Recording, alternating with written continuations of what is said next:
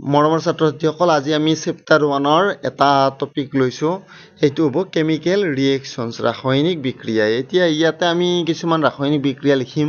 আৰু ইয়াৰ ওপৰত অংক কৰিম আমি তো এতিয়া তোমালোকে চোৱা প্ৰথম এটা কোৱেশ্চন লৈছো তো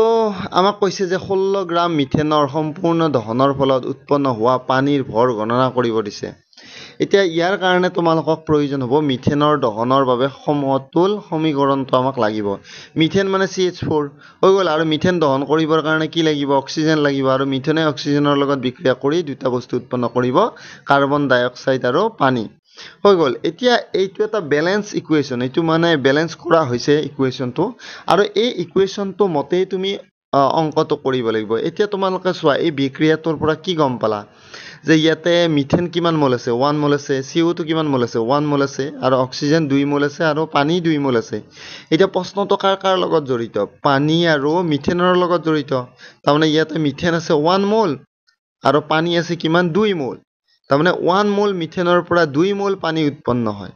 সেই কথাটো মাইন্ডত ৰাখিব লাগিব কাৰণ প্ৰশ্নটোত মিথেনৰ পৰা পানী উৎপন্ন হোৱাৰে তোমালোকৰ ওপৰতহে প্ৰশ্নটো খুদিছে তো সেই কাৰণে মিথেন আৰু পানী ইয়াত মেইন বস্তু হ'ব তো এটা ৰাসায়নিক বিক্ৰিয়াটোৰ পৰা কি গম পালো যদি 1 মোল মিথেন আমি দহন কৰো তেতিয়ালে 2 মোল পানী পাম হৈ গ'ল এতিয়া আমাক প্ৰশ্নটোত কি দিয়া আছে মিথেন কিমান দিয়া আছে 16 গ্ৰাম দিয়া আছে এতিয়া আমাক প্ৰশ্নটো আমি ৰিএকচনটো মতে গম পালো 1 ৰ পৰা 2 উৎপন্ন হয় কিন্তু এটা প্ৰশ্নটোৰ মতে কিমান উৎপন্ন হয় হেতু চাব লাগিব এতিয়া 16 গ্ৰাম মিথেনত কিমান মোল থাকে হেতু চাব লাগিব সেই মোলটো যেনে ধৰি লৈছো আৰু যদি 0.5 মোল থাকে ধৰি লৈছো 0 ইয়াক গ্ৰামক আমি মোললৈ কনভাৰ্ট কৰিলো ধৰি লৈছো কিবা এটা আছে আৰু গ্ৰাম আছে হেতুক তোমালোকৰ মোললৈ কনভাৰ্ট কৰোতে 0.5 মোল হ'ল বুলি ধৰি লৈছো